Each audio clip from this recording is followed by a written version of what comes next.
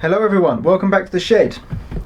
I wasn't telling porcupines this time. It is most definitely Heljan's and Rail's gas turbine, the Metvic one, 18100. Let's get it out the box. As you can tell by the title, this is the sound fitted version. I pre-ordered this, I believe, around the same time they announced it. They announced it, when did they announce it? Around the time that the 18000 was released, the Brown Bovary turbine. They announced they were doing this one. Ta-da! Right, what have we got in? Oh, okay. I was expecting it to be two different sheets. What have we got? We've got a very long exploded diagram. Also covering the electric version of this loco, which I'll mention in a moment. How to remove the body and fit DCC and the additional parts and some technical info. Very cool. And some history on the loco as well, which I'll now mention. Of course, this loco was eventually converted to be our pioneer loco for 25 kV overhead electric. This is the turbine version because I like my turbines, and this completes the trifecta of British turbines. Already looks smart, and I can already see that nice big Cycling Lion logo on the side. But just before we do, Wheeltappers sound, basically Lego Man Biff, it's the same group. Does the trick. We've got stuff, sounds, horns, brakes, coupling, compressors, other such, detonators, which is only working when it moves, AWS, and some other bits, and two not used on 27 and 28. We'll get to sound in a bit. Let's get it out the ice cube.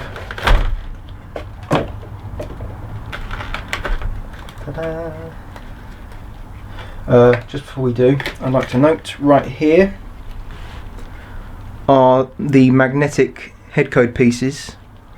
These were also provided with the Brown Bovary turbine. This is a really cool way of doing it. I've also just noticed here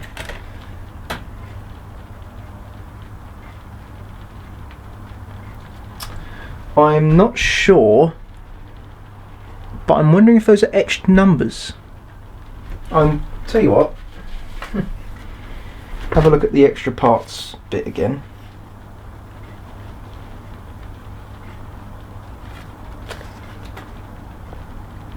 Etched metal frame, yeah.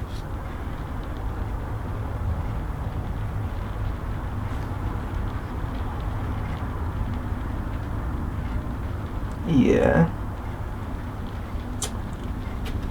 Okay. Ooh.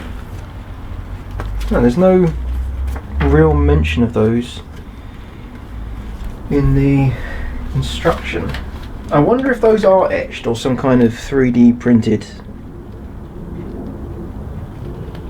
number, because they're nice and shiny and reflective. So, that's interesting.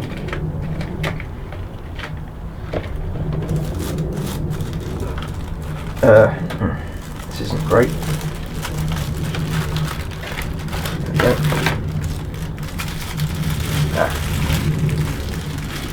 There we go. Unleash the beast. There she is. Right, I won't put this completely away. Just spoiler alert after the video. I'll take this off the layout and I'll run it another time. I'll run it in today, I think, though. Also, of note, the blanking plate is in there as well. So that there, that there. I want to do this. That on there, and out of frame. Lovely. We want that, but we don't want that. Okay, the model. Another nice bulky looking thing. To be honest, if you didn't know this was a turbine, I think many people would go, oh, that's some kind of like Swiss loco or something. Nice lifting eyes on the roof here. Very nice. Already applied. Nice little fan on the top as well. That's interesting. The bogies aren't done in the same way as the Brown Bovary one. So on the Brown Bovary one, the wheels were on a separate thing to the actual cosmetic bogie, as it were, the outside part of the bogie. But here it is just one piece. Although I'm guessing the body is a bit better in terms of modelling for allowing the play in the bogie for running on tighter radiuses. Maybe. Front's very nice, and I'm just having a look inside the cab. They have painted up the dials on the control desk. Nice crisp British Railways early emblem. Riveting details nice. Down here, can't really... I'll try and get a reflection off the light. There you go, you can see it down there. Almost looking like Braille. The vents on the side are moulded, but they look the parts. It's a very nice long loco as well. These cylindrical tanks underneath are pretty cool as well. I'm not sure if that's part of the detail or part of the manufacture. There's a line there. I'm going to guess that's part of the detail on purpose, because that's a main... Nothing wants to focus. I found this issue in my last video as well. There is a line along there, so I'm guessing that's cosmetic, that's actually meant to be there and not actually part of the moulding process, because that is in plain view. Although from a distance you can't see that too much. Buffers are sprung. And they've already got this odd black blob to them. I'm going to guess that's either meant to be the paints. It's stylistically meant to represent the paint's been worn off the buffers, or there's grease on the buffers, one or the other.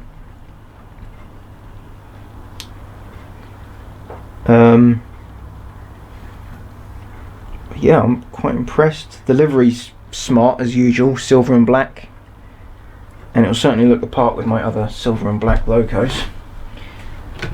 Although of course I haven't bought a fell. I'm putting this on the wrong line.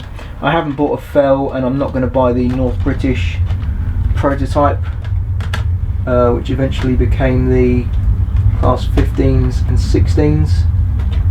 I'm just not interested in those. Unfortunately. There we go. Goes nicely on the track. Right, so let's take the camera off the tripod, see how it looks on the track. So down on the track, looking just as nice, to be honest. You can't really see the wheels too well due to those rather massive leaf springs and such on the bogie.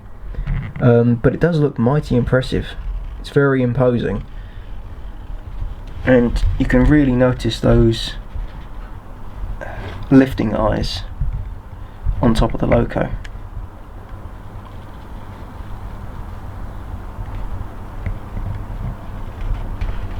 I'm guessing that's some kind of Met Vic builder's plate right there.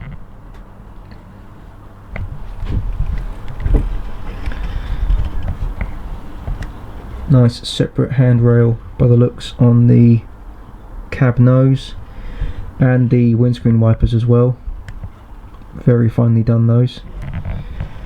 Make sure they're on the other end as well. Yep.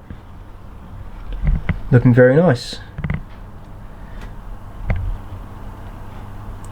So I suppose we better move promptly on to the testing the sound. So just before we start on the sound, I want to check the motor noise. Heljan in recent years have been really good with their motors. They're just as good as any other competitors' motors in terms of noise. In their earlier days, I suppose both myself and my dad knew that they had noisy motors in their models, but that is no longer the case. Far from it. So it's now 30. I'm going to guess this has active brake. 5. Oddly enough, yep.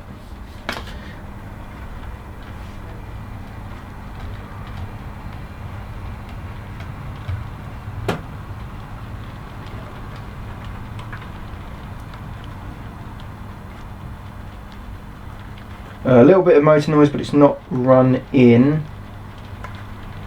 A little bit jerky at low speed on DCC, but it's not run in.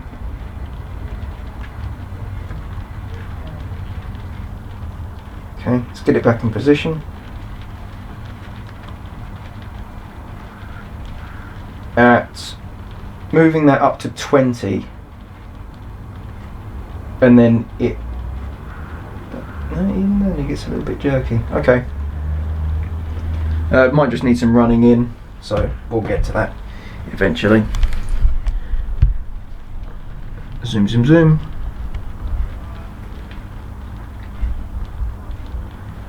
Right, so now we have to go through the sounds. So most of these functions I'm going to go through with the turbine sound off, because the turbine sound on all of the turbine models is very loud.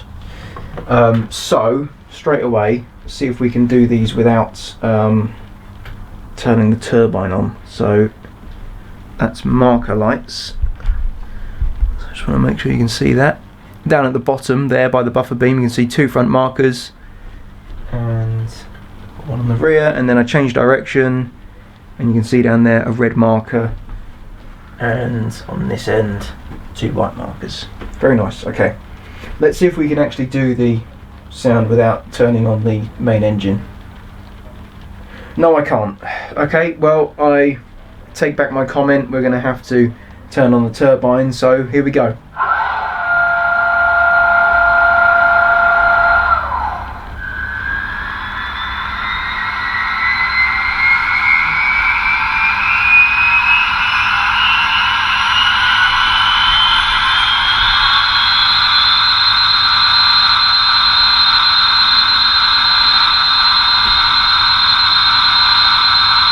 A typical screamy turbine, that's exactly how I expected it to sound. So let's go with the first horn on function 2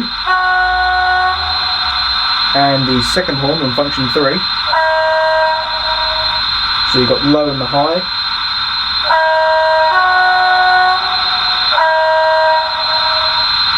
Actually on the features these are listed the wrong way round. It says low is horn 1.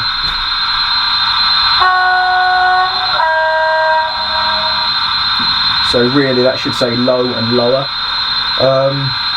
Next is buffer clash and coupling when stopped. Pretty cool. Manual brake is on 5.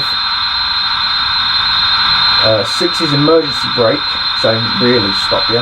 Brake release is 7. That is in fact a brake release. Coupling walks.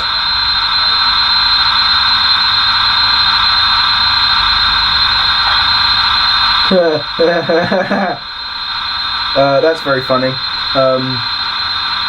So that's pretty much what Bachmann have done with their self-coupling mechanism, but this has been done through DCC functions by Wheeltappers.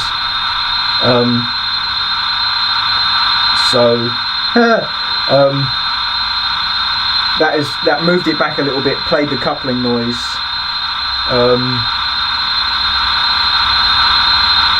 So you really could just stop shy of your coaches and then just press that function and it'll couple up for you,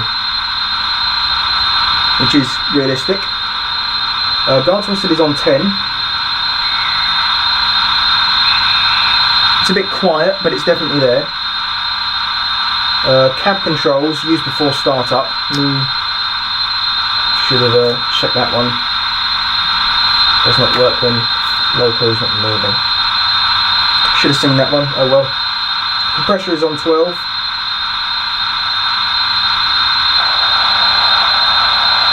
That's a compressor.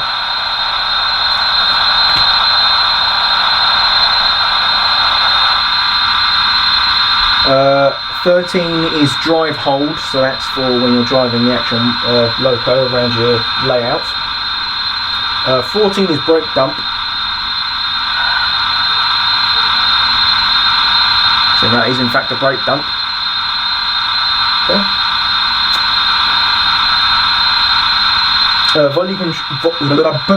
Can't even speak. Volume control is on 16.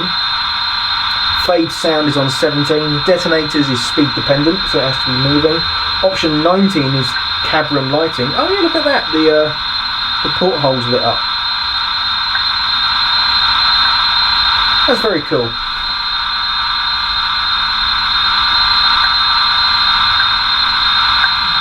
I like that one. It's a nice little attention right there to detail.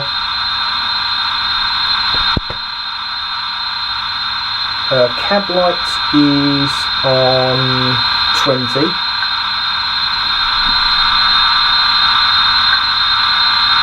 I don't even know if that came on.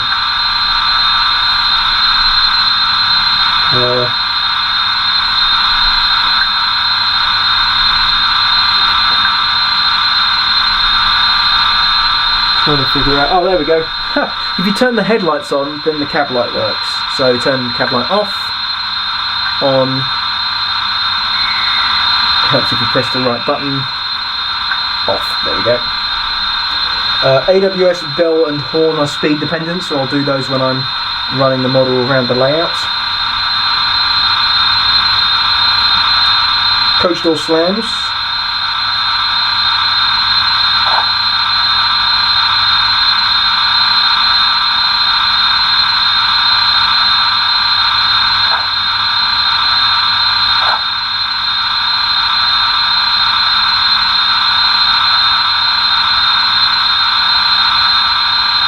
Okay.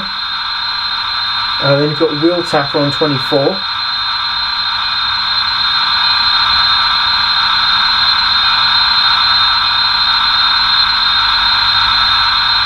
Okay. Couldn't quite hear that one over the whole turbine, to be honest. So, fan is on 25. It's definitely a fan. Turn it off, cool. 26 is Sanders.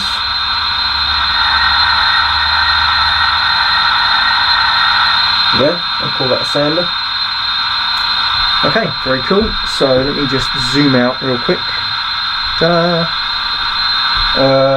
The other thing I'm going to do with the NCE power cab right now is I'm going to program an address. So, program, bring it in a bit closer. On the main. Address, we'll give it a long address of 1810.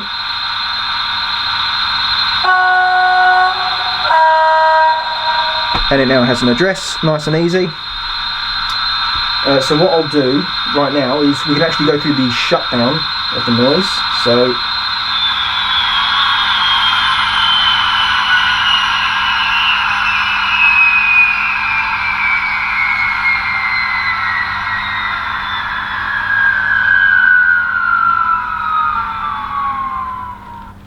yeah, cool.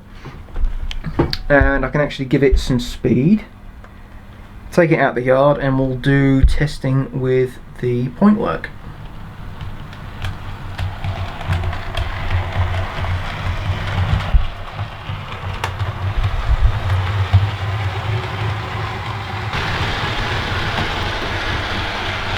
So she's definitely running a little better now with a little bit of time, a good few minutes of running around the layouts. And handles the point work perfectly fine. No crashes with any scenery or anything.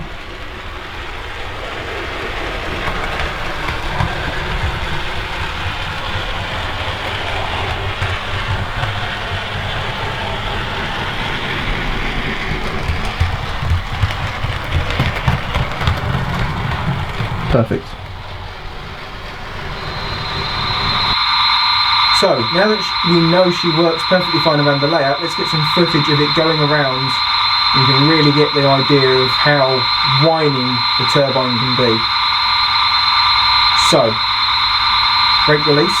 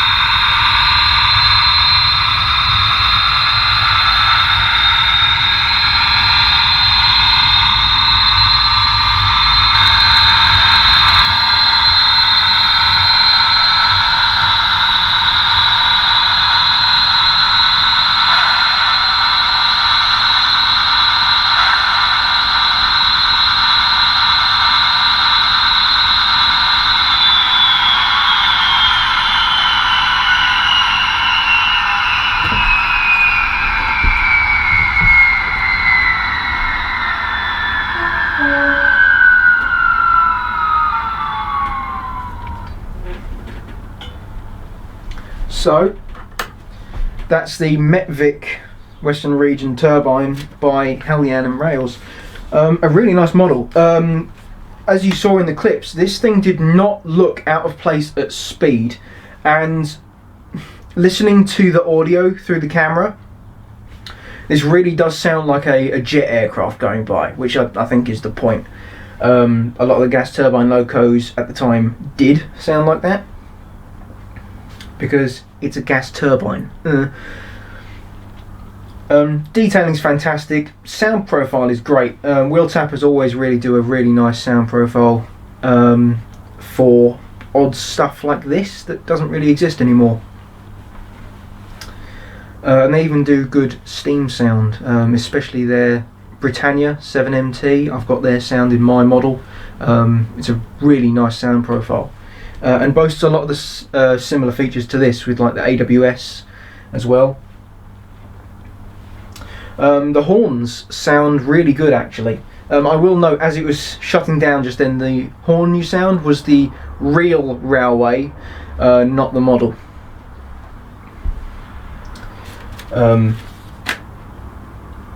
So just before we do anything else, I want to compare this, because I happen to own the 18,000 turbine, the Brown Bovary example. Detailing is just as rich and it's modelled really well. I'm considering this one doesn't exist anymore and this does. It's impressive they managed to do this. I'm guessing they've got the diagrams somewhere and they were able to use that as their reference for making the model. The livery is just as nice. Just seeing. I think what they've done is they've actually learnt some lessons from doing the 18,000, because this actually has, it feels like these numbers are moulded and then painted on to the body, whereas this feels like they're just painted and then they've got the extra 3D ones in the little pack in the box. It's great they're still using that magnetic head code display that they did with the 18,000. So a lot of the things they did with this, they're also doing with the Metvic example. But they've also learned some lessons, definitely. Especially considering, now looking at the 18,000 and the way the 18,000's bogies are done on the model, I think they've learned a lesson with it in how this has been. It had a few issues on people's layouts with derailing due to the way the bogies were done. So I think they might have learned some lessons and put those into use on the Metvic example. The box is really nice as well. It seems like it's got more embellishments than the Brown Bovary example, but I can only guess that that's a bit of bias because of the Sheffield ties that Metvic had. The box itself is actually slightly bigger than the 18,000s box, so I'm wondering if there was a bit more foam to put in or anything. I will note that if I line these buffers up, the Metvic example is actually longer than the Brown Bovary turbine. And I think in terms of the extra detailing they've added, they haven't had to add this vertical air whistle this time, of course, but this was an issue with people as well. These were loosely fitted and falling out sometimes. The detail on the windscreen wipers looks finer than the Brown Bovary's one, so they've definitely improved with their tooling in terms of doing these locos. If you already own this one, would I recommend you get this one? They ran at the same time and on the same region, so I don't see why not. On that basis, I'd recommend you get one. However, we'll get onto price in a bit, because what I want to do, just for the sake of lining them up, the GT3 turbine by KR Models. There you go. All three turbine locos together at last. A happy family. Of course, we got the GT3 first, then the 18,000, and then we have the Metvic. Now that I own this, would I consider getting the electric one? No, I'm happy with just the turbine. Electrics aren't really my forte. Of course, I do have my favourites, like the Class 92, which now Curoscope have done a really nice, up-to-date model of that. But particularly for this example, I don't think I would get the electric one. Just because I like having the early crest livery on these prototypes. So let's scoot these two out of the way now that we've had this nice little lineup. It's probably not healthy to be dragging them back and forth like this, but hey ho. There we go. So back to 18,100, the Metvic turbine. Let's talk about price. This is £200. Non-sound fitted.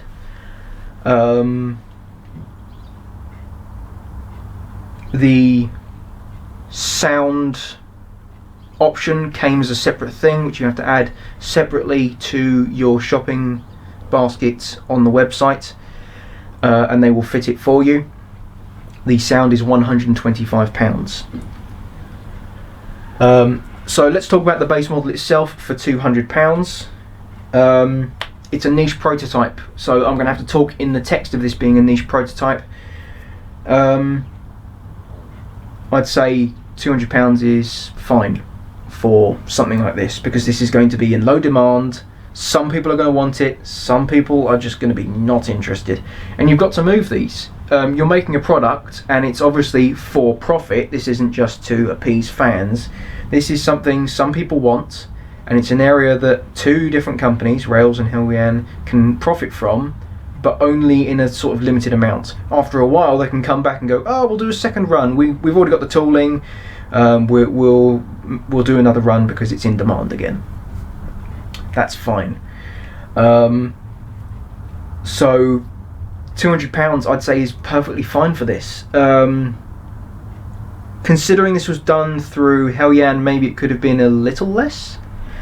But the detailing that is there is really nice. The lifting eyes on the roof are really nice, nicely done, and they're applied very well. The bogies are really nice, with the leaf springs and everything there.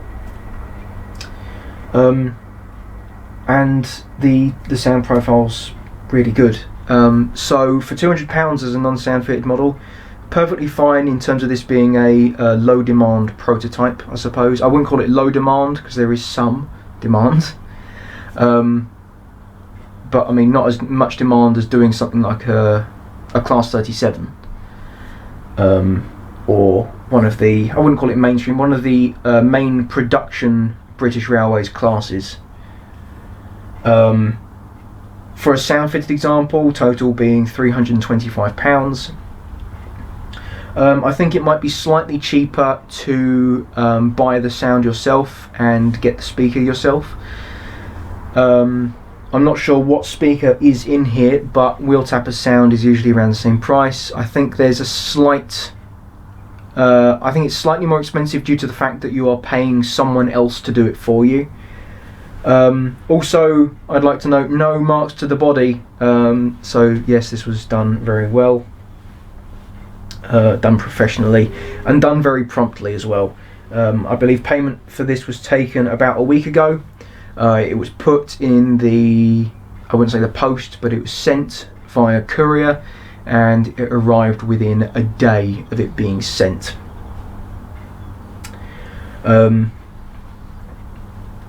So I think the prices are perfectly justified for this, because this is a prototype, it's niche, and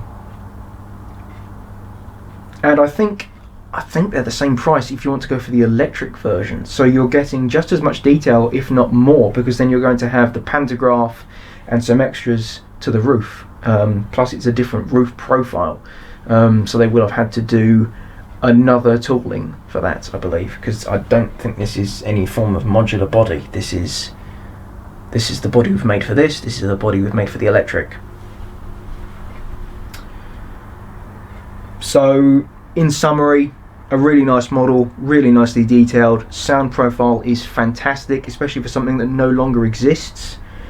Looks really good at speed, which I wasn't expecting. And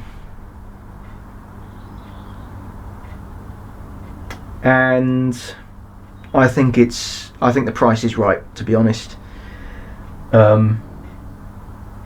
Again, you can't have a huge demand for this kind of loco, because this is going to be for people who know about prototypes. Even chatting amongst a few friends, they had no idea that this was converted to electric at one point. I think they might have known it existed because, of course, the Brown Bovary one exists, and it still exists. It's in preservation. This one, of course, isn't. But you sort of know of it by proxy, going, oh, there was a second Western Region turbine. But that's all you'd probably know. Unless you went searching for it, you wouldn't know it was converted to 25 kV AC with a pantograph, and became the pioneer for what became the standard of electric railways, not using third rail. Also, as another note, because I didn't mention it during the detail, this little roof fan is really nice. So that brings us to the end of the video. I suppose it's almost a little lackluster for me to have no complaints about this, and that I think the price is right.